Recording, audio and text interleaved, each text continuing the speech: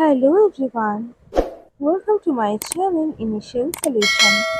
Today in this tutorial I'm going to show you how to turn off shuffle on Spotify.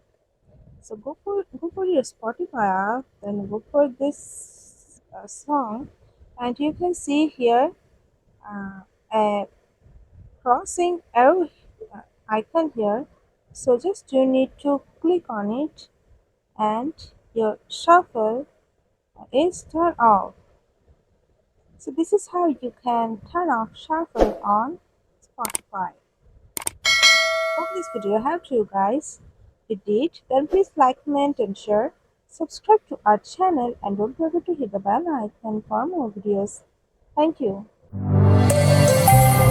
This video is sponsored by Xirosoft. Xirosoft offers graphic design, UI UX design, digital marketing, and web development. Elevate your brand with Xirosoft today. For more details, check the description box.